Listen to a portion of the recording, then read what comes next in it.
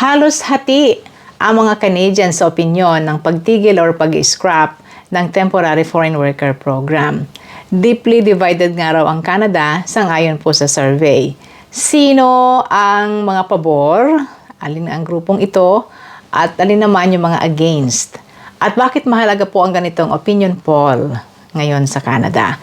Yan ang ating topic ngayon. Hello everyone! Si Ate Menchi po ito and muli welcome sa isa na namang episode ng ating Menchi's Philcan Live. Salamat po sa inyo na nanonood ngayon at salamat sa mga nakapag-subscribe na. At kung hindi pa kayo nakasubscribe guys, please subscribe, click the subscribe button. Pwede rin kayong maging channel member ng ating channel na ito. You can just click the join button.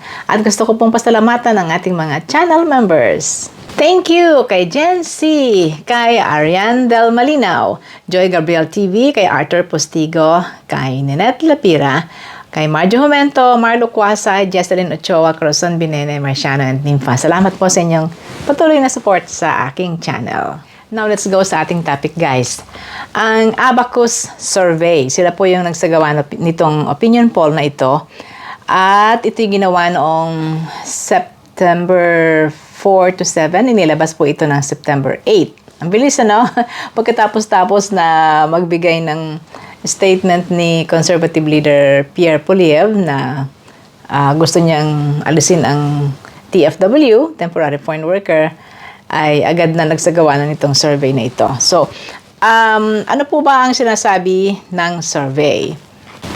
So, ang survey na ito ay para agad malaman ang pulso ng taong bayan. Dahil noon pa naman ay napag-uusapan na po ang pagpapatigil ng TFW, di po ba? Dahil sa problema sa dami ng pumasok na mga temporary immigrants sa Canada. So, agad ay pumasok ang survey. Tingnan po natin. Kung titingnan in general, ay halos hati ang opinion ng mga Canadian. 44% guys na mga sinorvey ay pabor na scrap, itigil ang TFW. 44%. Yung mga against naman ay 30%. 30% ayaw. Ayaw nila na maalis ang TFW. At merong neutral. Hindi oo, hindi. Hindi yes, hindi no. Hindi pro, hindi against. So, yun po ay malaking porsyento ho. 18% ang neutral. At yun namang 8% I don't know. So, kung bitingnan ninyo ang neutral and don't know ay 26%. Malaking porsyento po. Yun. So, ang backgrounder nito guys, para po sa mga hindi masyadong nakasubaybay, ay nagtalumpati si Mr. Poilievre sa isang press conference at sinabi niya na isa yan sa kanyang puna sa immigration ng Canada kasi naaagawan ng trabaho ang mga young Canadians, naaagawan ng TFW. So, because of that, gusto niya na itigil na for good. Itigil ang TFW pero merong 5 years na transition period. Yun ang sinasabi niya. And special mention sa agriculture na gusto niyang magkaroon ng ibang sistema. Canadian jobs for Canadian workers. Canada first, Canada always. That's why Conservatives are calling on the Carney government to permanently scrap the Temporary Foreign Worker Program. So with that, ayan na. Nako, naging mainit na po ang usapan. Sumagot si Prime Minister Mark Carney, ang sabi niya, hindi ko ititigil ang TFW, magkaroon lang tayo ng mga adjustment at mga reforms. Yun ang sabi niya. The biggest contributor to immigration is not temporary foreign workers. It's a variety of other factors. Their number one issue is tariffs, and their number two issue is access to temporary foreign workers. But we have to keep this program. As a whole, it's clear that we can improve our overall immigration policies. Somehow, meron pang iba na sumuporta rin at nagsasabi na gusto kong itigil din ang TFW, ang Premier ng British Columbia, si Premier Ebay. Yun. So, medyo lumawak po ang usapin. Marami. Tapos kayo, na mga viewers ko, ang iba sa inyo ay nagsasabing, ay, tigil na po pala ang TFW. Hindi pa po tigil ang TFW. Pinag-uusapan pa po ngayon. At itong kinukwento ko sa inyong ito ay isang survey lamang. Isang opinion survey. Okay guys, balikan pa natin ng survey. Ano pa ang sinasabi? Ang mga detalye so na ito. Tinanong po sila by age group. Ano ho? Siya nga pala, ito pong survey na ito ay random silang pumili according sa age, gender, at saka region. So, kumuha sila sa iba't ibang region, iba't ibang area, iba't ibang probinsya ng Canada, at kumuha din sila ng iba-ibang age group at iba't ibang gender, babae, lalaki, or whatever gender. Ano ho? So, sang-ayon sa age group, ang pinakamalaking porsyento na gustong ipatigil na ang TFW ay ang 30 years old to 40 years old. Yung medyo bata-bata pa na edad. 50% sa kanila ay gusto nilang scrap ang TFW. Yan, yung age group po na yan, 30 to 40. Yan siguro yung sinasabing kabataang naaagawan. Hindi, ang kabataang naaagawan mas mababa pa dyan ng edad, di ba? Ito po, yan po yung kasunod. 18 to 29 years old na sinurvey na mga kabataan, 48% sa kanila ay nagsasabing scrap, itigil ang TFW. Malaki pa rin. Dahilan nila ay dahil nga daw po sa job opportunity, na mawawalan sila ng job opportunity, at saka yung sweldo, ang sabi ay bumababa daw ang sweldo kasi mabababa ang offer sa foreign worker, something like that. So yun ang pinopoint out ng mga sinurvey na dahilan kung bakit sila ay pabor na itigil ang TFW. Ngayon, doon naman sa mga edad 60, mga magsisenior na, sila yung nagsasabing, okay, itigil. 37% lang po yung itigil. And the rest, mas malaking porsyento ay ayaw ipatigil ang TFW dahil daw sa stability, kailangan ay maging consistent, stable, and for economic, baka daw ma-disrupt ang ekonomiya.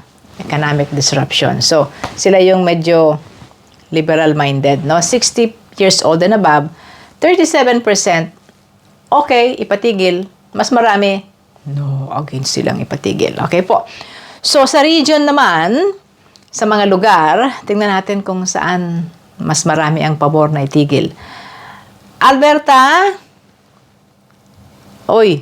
supporting sila. 54% ng mga Albertans na sinurvey ay pabor. Hello mga taga-Alberta. Okay. Saskatchewan and Manitoba, sa Prairie Provinces po ay 49%. Mataas po, ano? Ontario, hello Ontario, kumusta kayo? Sa Ontario, would you believe, 48% po ay pabor din na inalisin ang TFW. Sa Quebec, hey, mga taga-Quebec, 34% lang po sa Quebec ang pabor na itigil ang TFW. At kung tatanungin naman natin yung mga involved sa politika, syempre, yung pong mga sinurvey na conservative, 61% sa mga conservative ang partido. May mga ordinaryong tao po kasi dito pwede rin magkaroon ng partido. Ano ho? So, sinurvey sila at 61% ay pabor. Syempre, pabor sila sa sinasabi ni Pierre Poilievre. At 17% ng mga conservative ay nagsasabing against sila. Now, sa liberal, meron din po mga taga-liberal na nagsasabing support sila sa pagtitigil ng TFW. 37% ng mga liberal ay pro at 39% naman po ang against. Ang bilang po ng sinurvey ay 3,000 all over Canada for this particular survey. It was done on September 4 to 7. Inilabas ang report noong September 8.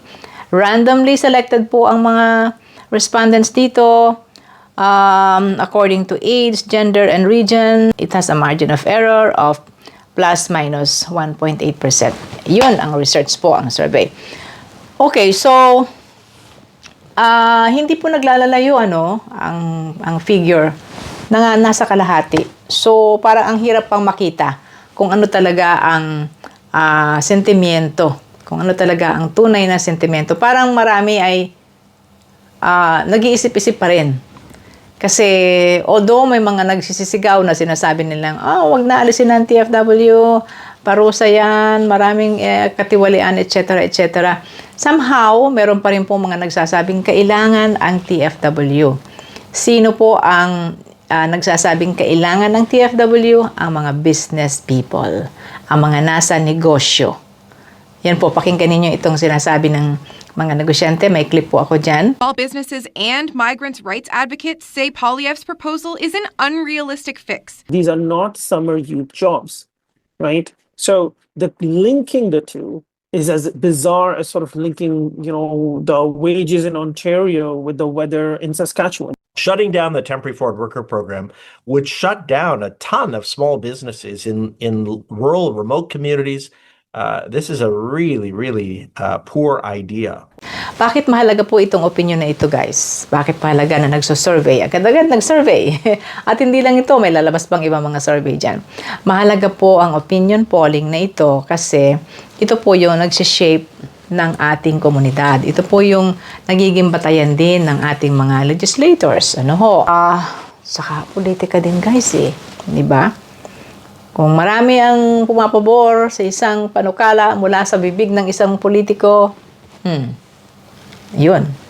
Itutuloy yun. Ngayon, kung maraming against, teka muna. Sapagkat ang ating pong taong bayan ay mga botante, syempre. At sila yung pinagsisilbihan ng ating mga opisyales. Kaya importante ang gantong mga polls. Ano ang next? Ano ang susunod na mga mangyayari? Magbubukas po ang parlamento next week. After their vacation, they'll be in a session again. At doon, ang alam ko, ang topic nila doon, meron silang yung proposed budget. And then, syempre, bukod sa budget, magkakaroon po sila uli ng mga balitaktakan sa mga mahalagang issue. Nakakatuwa, guys, panoorin po yung nagsasagutan sila, liberal to conservative, conservative to liberal. Syempre, ang opposition, sila po yung mainit sa kanilang mga issues na i-raise. Tapos, sumasagot naman ang conservative. Paminsan-minsan nanonood ako, guys. Manood rin po kayo. Yan naman po ay nakikita sa mga social media, sa mga television, at iba pang mga online platforms. At makikinig natin dyan, pag-uusapan syempre ito. And then we will find out kung ano po ang magiging legislative action, if there will be, tungkol dito sa panukalang pagbabasura ng TFW. At palagi po kayong subabaybay. Ibabalita ko sa inyo ang mga latest na issues po at latest na balita from Canada na alam kong importante rin inyong marinig. Thank you very much for watching. Ito po si Ate Menchi. Sana nagustuhan nyo ang ating video ngayon. Kung nagustuhan nyo po, please subscribe to my channel at salamat sa mga subscribers na. Pwede rin kayong mag-join and be a member of this channel. Just click the join button below.